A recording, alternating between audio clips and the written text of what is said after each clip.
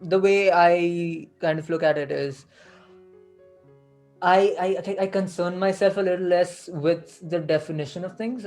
So I have a keen interest in physics and science and stuff like that, and I tend to break things down at all times. So when you tell me that whether or not this is a chair, I would rather say that this is a collection of atoms in a specific way, and that is what you're calling a chair, which is okay. I mean, for the daily purpose, for the conversation aspect, obviously I would not call it that I'm sitting on Yeah. on a collection of atoms.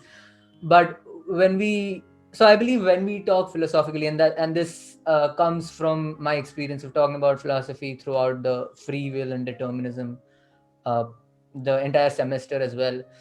So whenever I uh, approach any concept, I tend to approach it in a way that breaks it down into the scientific, the atomical level, and what that so that the criticism that I get from the opposition is that, yeah, sure, that might be real what it really is, but that is not useful to us in our daily conversations, right? And so, but what I tend to think is, so when we do philosophy, are we looking for the quote unquote right answers, or are we looking for answers that help us practically, or even is there a difference between those?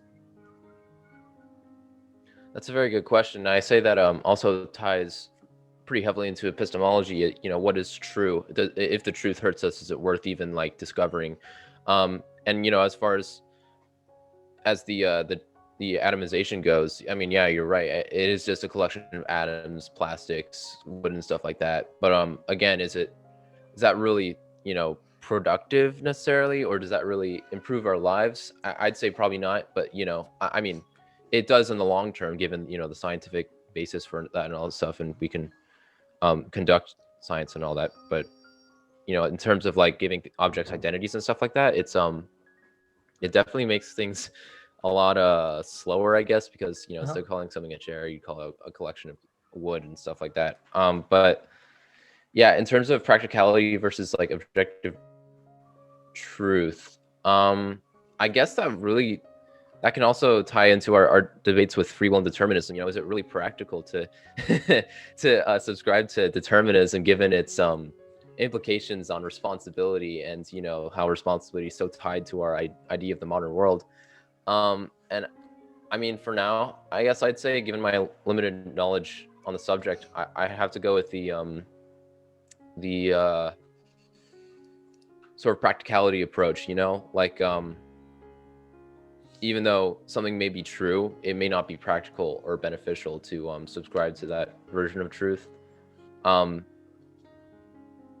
I My position on this isn't solid or anything like that, but